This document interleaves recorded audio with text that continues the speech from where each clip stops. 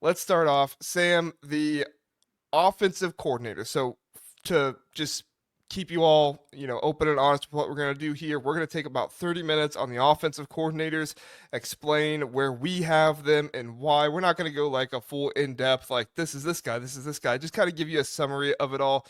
And I will have some back and forth on where we differ in our rankings. If you guys have any thoughts, if there's like, hey, why is this guy so low on yours or whatever, please do put that in the chat. We love to interact with you all as well. And then at the end, we will also try to figure out who do we have low that could go, much higher into the top of the Big Ten or close to it. A good example would have been Brian, or I guess offensive coordinators, Mike Shanahan last year, right? If I did this exercise last year, I don't think I would have had Mike Shanahan probably in the top half. I don't think he would have been super low, but he definitely wouldn't have been third.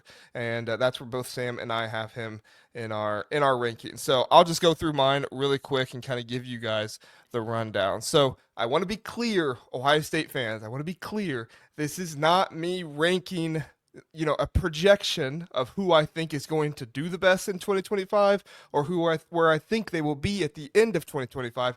This is me saying this is where they're at right now. Now, I ranked a lot based on production, and then I also took into account how long guys have been offensive coordinators in college football, and then also head coaches in college football and the NFL. I did not prioritize the NFL as much as I did college football, but I also took that stuff into account. And then there's other guys that are just really, really difficult to try and put up there, but I'll get to those guys. So my bottom four for the offensive coordinators is Luke Huard, Zach Lujan, Jimmie Dougherty, and Pep Hamilton. Luke Huard is with USC, Zach Lujan, Northwestern, Jimmie Dougherty is with Washington, Pep Hamilton is with Maryland. All those guys pretty much have no experience in college football, being offensive coordinators. Pep Hamilton had some time as the Houston's Texans offensive coordinator. I think a few years ago, some years before that, he had some time as well. Zach Lujan was an offensive coordinator last year, but he's like one of the youngest offensive coordinators in all of college football. I did not really take into account his South Dakota State years as offensive coordinator. And quite frankly, I just think Zach Lujan has to prove himself this season. He's a super young guy, and he came from South Dakota State, got the bump up, never been an offensive coordinator, really never even been a coach, if I'm not mistaken, in the FBS before. To get that offensive coordinator role immediately, that is absolutely huge for him and definitely something he needs to prove, because if he does not prove it this season, it was not a good year last year for him, then he is not going to be back. I don't think so. Going from there, I have Greg Harbaugh, Brian Lindgren. I think we'll talk about him for a little bit. Sam and I differ on him of Michigan State. Tino Sunseri of UCLA, Kirk Soraka of Rutgers, and then kind of, I guess that tier for me would end at Barry Lunney Jr. of Illinois. Some of you might be surprised to see me kind of low on Barry Lunney Jr., and I'm not against Barry Lindgren Jr. He's just not done anything super spectacular to me. To me, it feels kind of like Luke Altmaier has done a lot of things, a lot of good wide receiver play, broken plays really worked in Illinois' favor. When I talk about good coaching on Illinois, I talk a lot about Brett Bielema and what he brings to the program, the culture he does.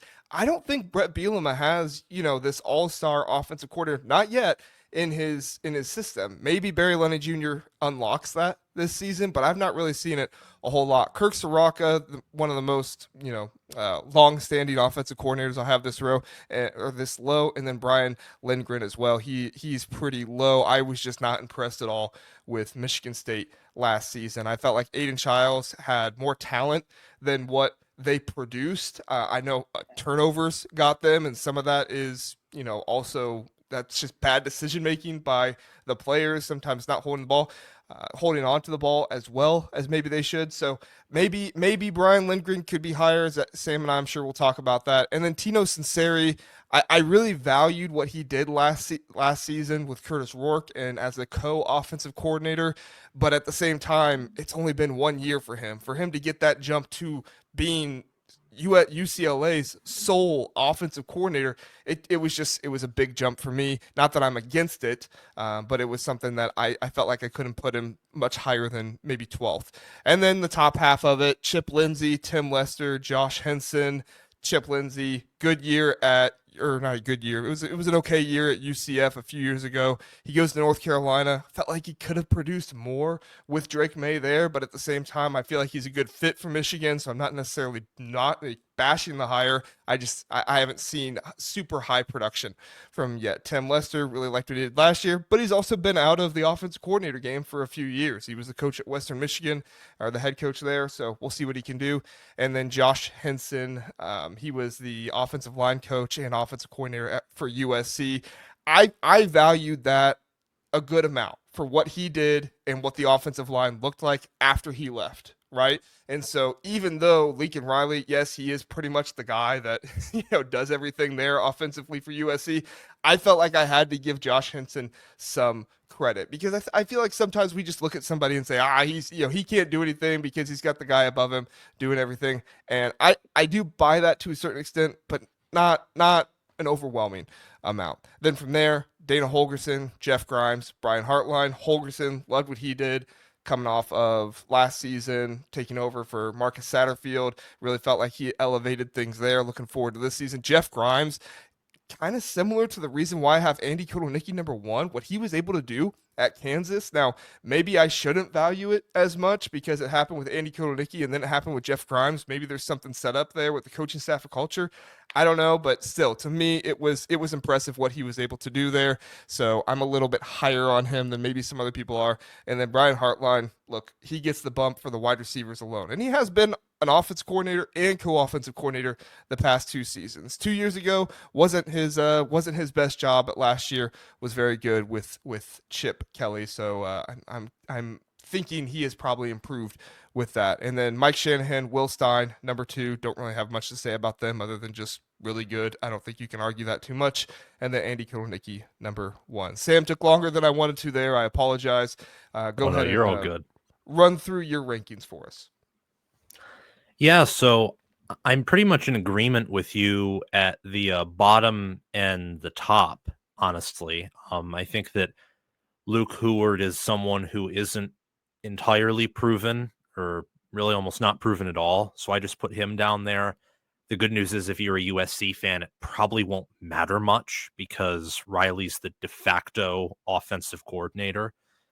Zach Lujan, more proven than Huard, however you pronounce his name, because of his time at South Dakota State. But Northwestern's offense is just didn't look all that good last year. And I think they had decent enough talent to where it should have looked better. Maybe I'm wrong there, but I thought they had good offensive linemen, some good receivers. QB was pretty disappointing. Jimmie Dougherty, inexperienced, but I trust Jed Fish there yet again. Offensive head coach. I mean, I don't think that's a huge concern. Pep Hamilton, I mean, part of me almost would rather have him lower than I do.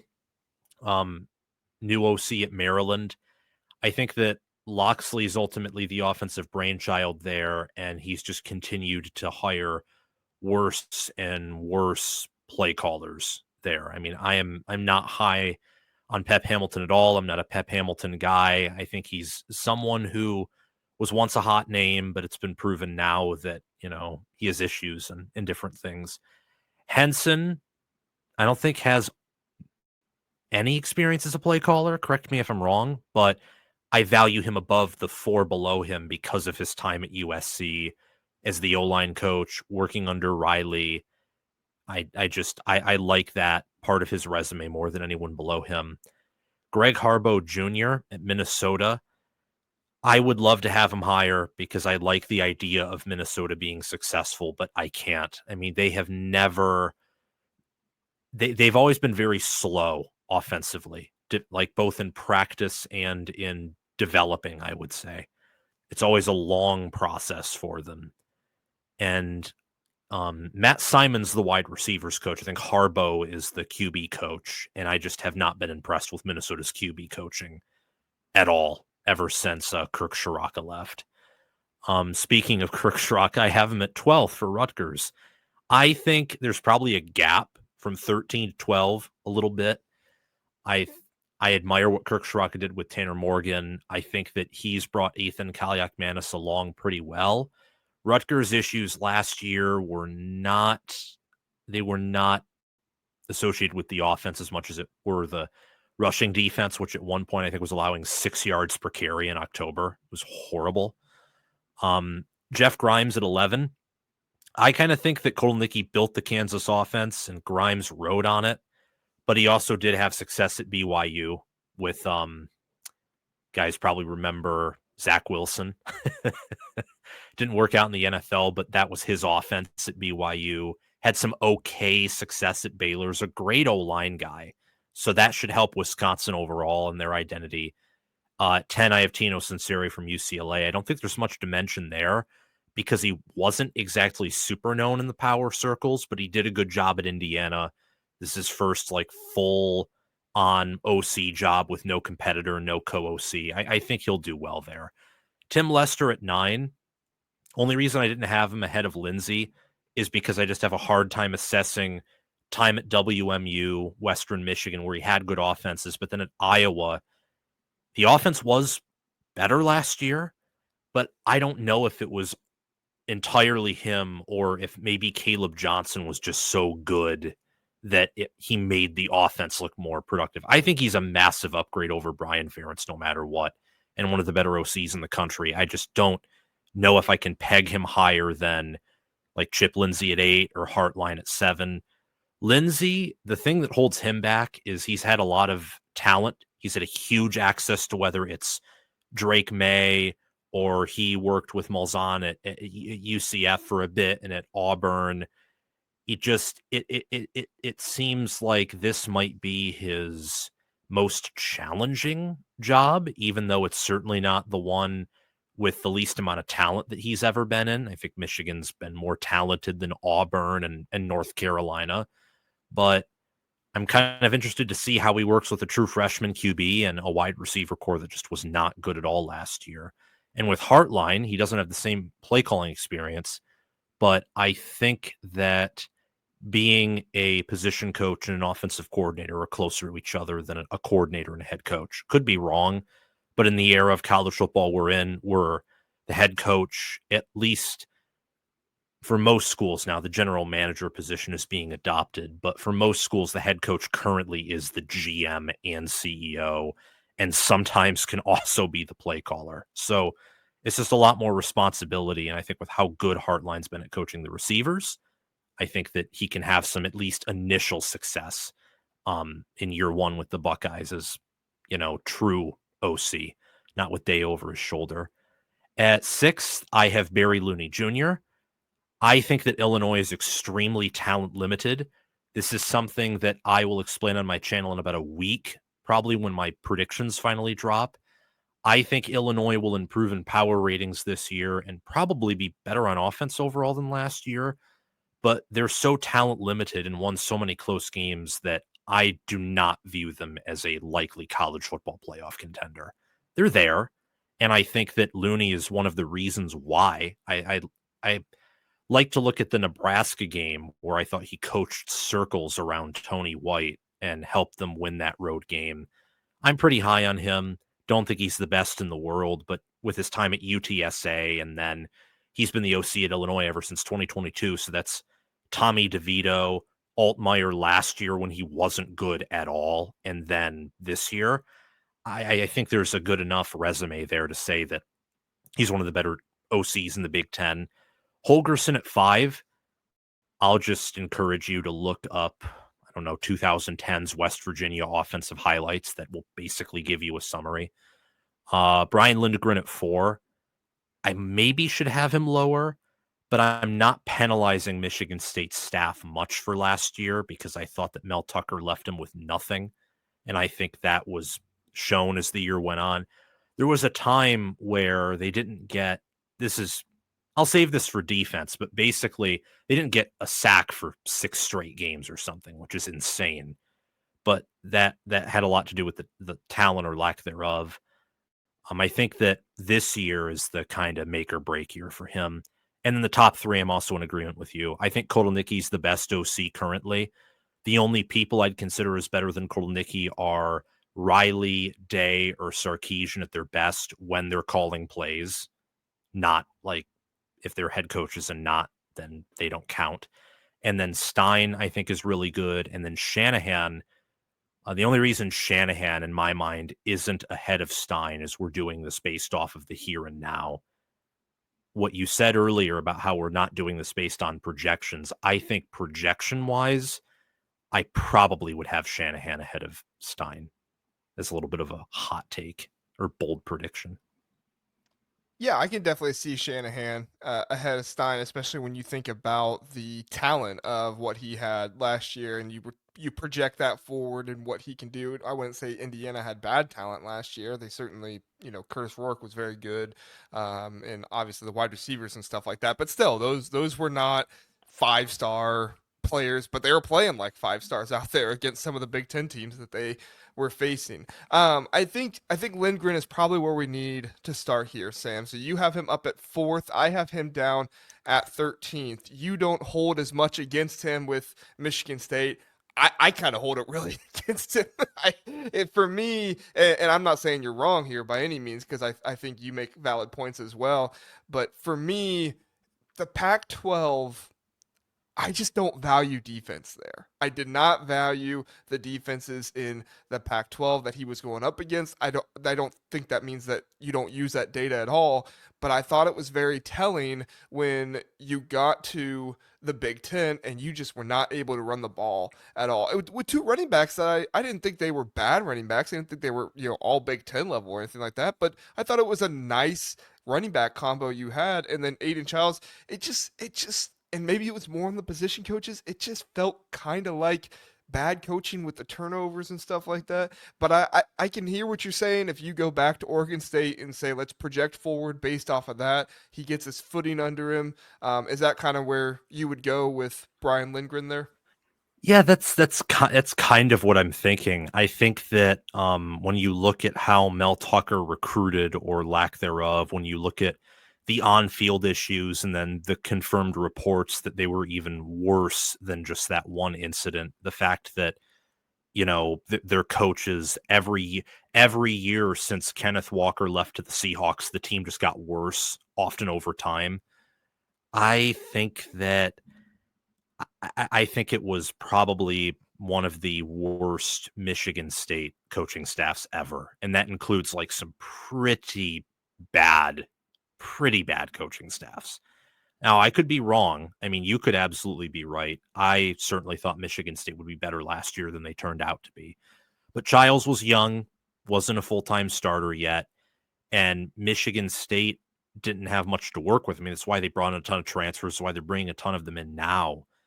And I think as the year went on, they just got so banged up and so, beaten down that there wasn't much they could do.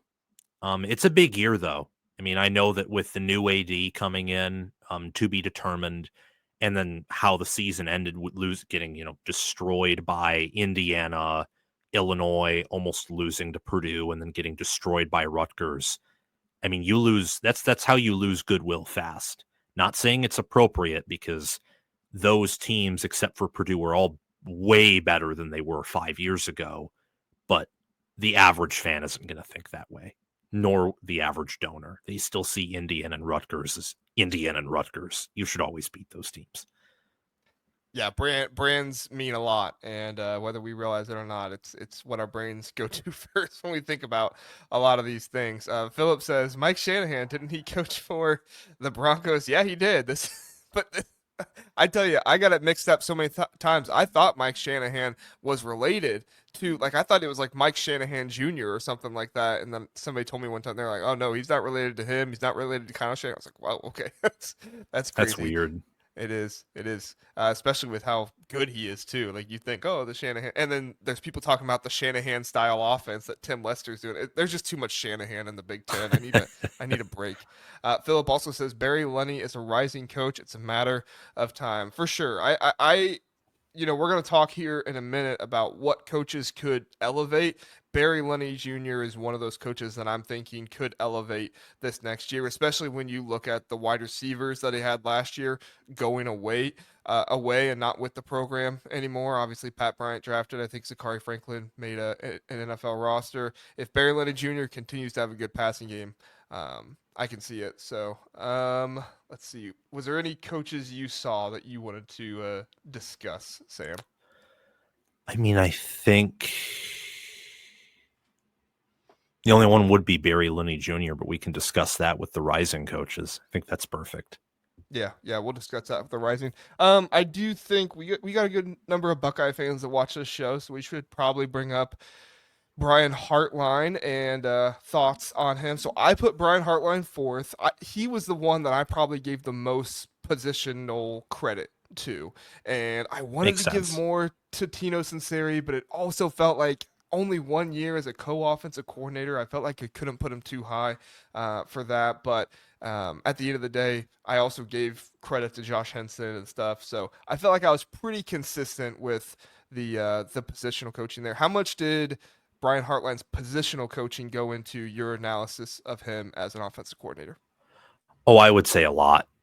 I mean, if I were to take out positional coaching entirely, he'd probably be much lower on the list because the only thing I'd have to go off of, I mean, yes, he's learned under Day and Kelly, but the only thing I'd have to go off of sample size would be 2023 when they wanted him to call plays desperately.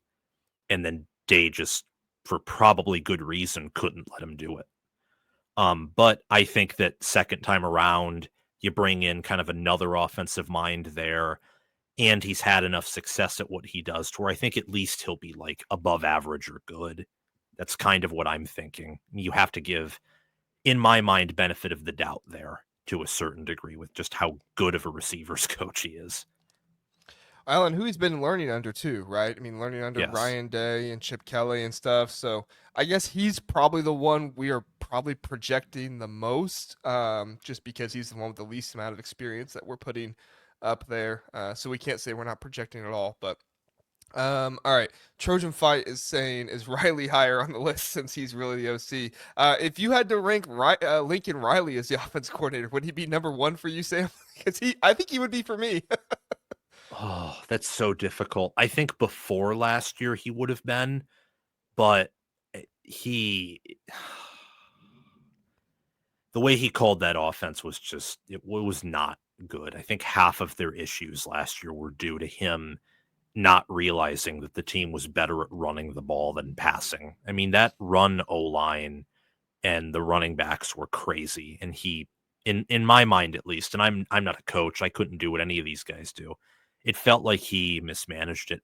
I would have him first or second though. I definitely have him top 2. Yeah. Yeah, it's kind of crazy. We got both of us have Luke Huard down there all the way. I think that's how you pronounce it, all the way down there at 18. And it's kind of striking seeing a USC offensive coordinator at 18, and it's just like, well, he's brand new, and we really don't know anything about him. So there's really no other place you can put him. I honestly did think about putting Lincoln Riley because there for a little bit, his title literally was head coach slash offensive coordinator. Really? I Yeah, never knew there. that. I went back. I think it was 2024 at the end of the season when Henson was gone, and everything. They gave him the offensive coordinator role, and I think they hired Huard. Now, a USC might correct me if I'm wrong here. But please do. I think they gave it to Huard because they were like, you can't have both those roles, but he is still technically pretty much doing that. So. All right, Sam, let's talk about rising potential. All right, we'll do this, and then we'll hit a commercial break, and we'll come back. We'll talk about defensive coordinators. Who is somebody that you have? Let's say maybe bottom half, maybe a little bit above bottom half that you feel like could really rise this season with a good showing and a good performance offensively.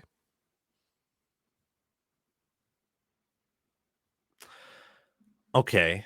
So I'll give out a handful. Phew, wow. I think that I would say number 1 would be Grimes. I think number 2 would be Shiraka. And then the others I would give are well, this is difficult. I'm going to say Harbaugh Jr. and then for the fourth one, it will be a tie between Lindsay and Hartline. But I kind of have issues with those two because there's a chance those offenses, whether it's Michigan with Underwood or Ohio State for everything, are just so talented that it might mask something. Yeah, that's very true. What about you? Yeah, I was gonna say Lunney Jr. for me. We kind of mentioned him. Definitely Tim Lester. I mean, Tim Lester's gonna have a quarterback this year with Mark Gronowski. I think that's gonna really help him. They went with Cade McNamara last year, which I just completely disagreed with. But I don't think that was Tim Lester's decision. I think that was I think that was Kirk Ferentz's decision. I also think Tino Sunseri has a really good chance to move up. Brian Lindgren is somebody with that talent that Aiden Childs has. I think he has the opportunity to move up much higher. And Kirk Soraka could. I don't know about the running back position. I don't. You had Kyle Monangai last year. Do they really have somebody who is as good as Kyle Monangai? Do they have a stable of guys that's going to put up as much production? We'll see. I mean, I'm just very, very hesitant of looking at a really good player and saying, "Oh yeah, the next guy could just do what he does," because I think that's what makes really, really good players so That's good. true.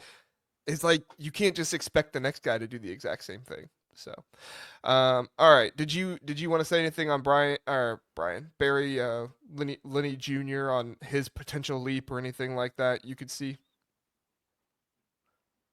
I mean, if if the offense gets better than it was last year, despite losing their two receivers, then I would be very impressed.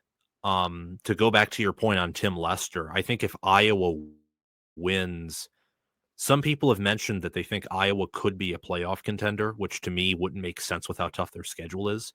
But if they are, it will be because of their offense, because they lose just that much defensively to where I don't think they'll be top 10 or top 5.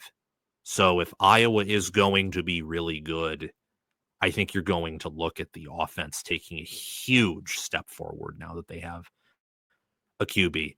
I don't know if Lunney can be that much higher, at least from my perspective, than he is, but he could pass Lindgren or Holgorsen, maybe even go higher than that. I mean, if Altmaier has the same linear progression he did from year 1 to year 2, again from year 2 to year 3, you're talking about him being a top 10, even top 5 quarterback, which would be insanely impressive. I agree. I agree. And the other part of Tim Lester with that passing game is if those receivers are as good as some of the Iowa beat reporters and insiders are talking about, I mean, they're talking about one of the best wide receiver rooms that they've had in the past 10 years. And now that's not a super high bar. Iowa's not exactly had, the best playmakers on the outside, but still, I mean, this has been kind of a laughing stock for some of their rivals for some time now that they just don't have the players on the outside. So if Tim Lester, if he can get that to happen, you got Caleb Johnson last year, you got the offensive line, and it's developed that they've had. I think that's going to be huge for him, and he could definitely work himself into the top 5, maybe even top 4 next year.